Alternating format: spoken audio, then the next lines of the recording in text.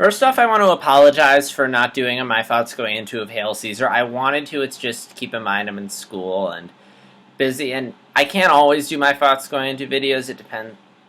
It's just a matter of timing and location. I mean, I could do them in the lounge area where I do homework, but at the same time, I'm just... Again, there's just all the background noise that's ugly. But anyway, let's get into my thoughts going to Deadpool, because that's what you're here to hear about. You're not here to hear me apologize for the past. And for once, I don't have to do what I thought the first one, because there hasn't been a Deadpool movie, and no, Origins Wolverine does not count. Although, in the interest of my thoughts going into, I guess I could talk briefly about it. I didn't hate it as much as most people on my first viewing. I thought, alright. Because at the time, I didn't know who Deadpool was and wasn't familiar. So when I saw the bad guy, I was just meh. And in regards to that villain, I thought, the villain itself wasn't bad. I mean, it wasn't a good villain. It was a pretty lame generic villain. The main problem was that it was Deadpool. Like, had they just not called it Deadpool or had the character be Deadpool, I think people wouldn't have... I mean, they probably still would have hated the villain. The movie would have still been terrible. Not terrible. It still wouldn't have been good, but we wouldn't have had as much cause to be upset. But by the same time, it's going to make the redemption all the more sweeter. Because I think Deadpool is going to be great. And I know it's getting really good reviews. I haven't seen the reviews for it yet. I've just heard for word of mouth. But even before that, I had a feeling this was going to be great. If there was one comic book movie I had to see this year, and we're getting like 6, so it's actually a bit hard to decide, it would be Deadpool, for the simple fact that Deadpool is a very unique character. It's unlike any other Marvel character.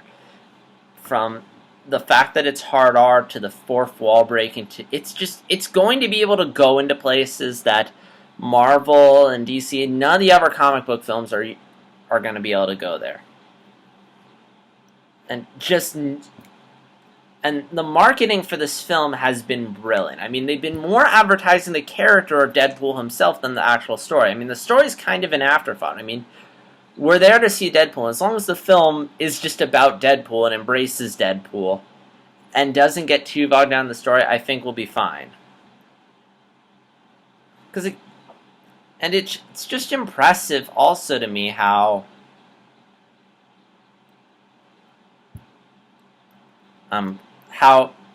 because when they showed that test footage back at Comic-Con, I thought, wow, this looks really fun, but I didn't expect them to fully embrace it. And when the trailer came out, and when it was literally like the test footage, I'm like, wow, I am totally sold on this.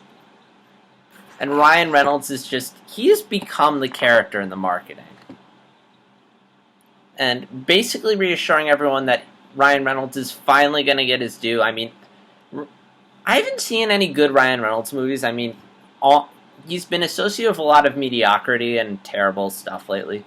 There was Origins Wolverine, which wasn't that good. There was Green Lantern, which I don't think was terrible. It just came out 10 years too late. Like, in the sense that had this film come out 10 years ago, it probably would have been good or decent, but it's just very cliche and generic.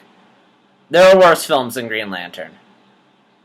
There's R.I.P.D., which no one saw. There's Turbo, which no one saw. So this is going to be the first film that proves that Ryan Reynolds has never been a bad actor. He's just been stuck with a terrible script. Like, even admitted with Green Lantern, with Green Lantern, there was no script when he signed on. With Deadpool, there was a script. And it's a script that very much seems like it's going to embrace himself. They're going for that hard R rating. They aren't watering themselves down. And there's just going to be a lot of fun self-aware humor. I mean, there's really no concerns I have about the film, just off the bat. I mean, maybe the villain might be weak, or the other mutants might not be as interesting. Although T.J. Miller is going to be great. I love T.J. Miller, from the trailer. That looks so cool. The only downside is that the next comic book movie, Deadpool, is not next comic book movie, that everything that follows in February, I'm going to lose enthusiasm for, just because I feel like Deadpool's going to be awesome. It'll probably be like when I saw the Lego movie, and I went into it thinking, I forget what I thought about it. I mean, I could probably just go back and rewatch my thoughts going into the Lego movie, but from what I remember of the Lego Movie, I remember thinking it would be fun, but I didn't expect it to be one of the best films of 2014. I certainly didn't think it was going to be the greatest animated film of 2014. I thought it would be Big Hero 6 or How to Train Your...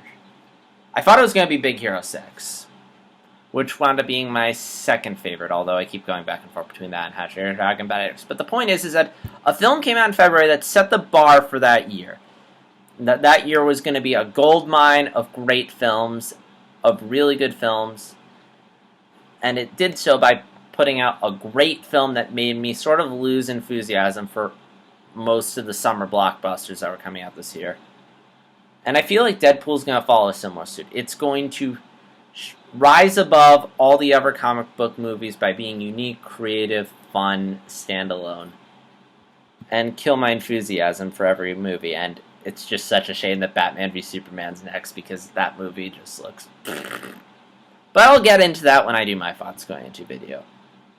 And financially, I think it's going to do really well. I mean, they've been marketing this film really well. Like, everyone knows about it. Everyone's pumped about it. There are tons of little kids who wish they could go see it.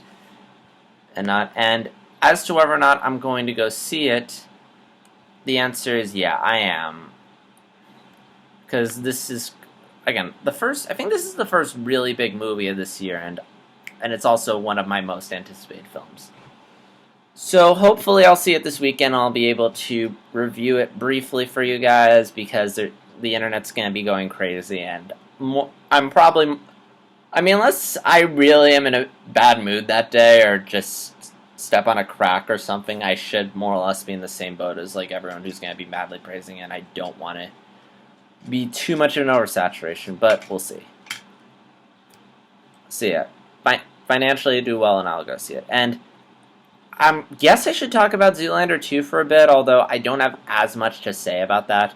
For the simple reason that I haven't seen the first Zoolander yet, and I probably won't get around to it for a while.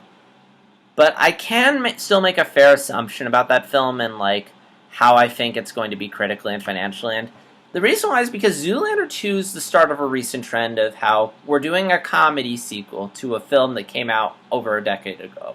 A film that wasn't a huge hit when it came out, but has built an audience over the years. And in most cases, they haven't been that good. I mean, they've gotten an audience, but in most cases, they're just sort of playing off the nostalgia and fan base.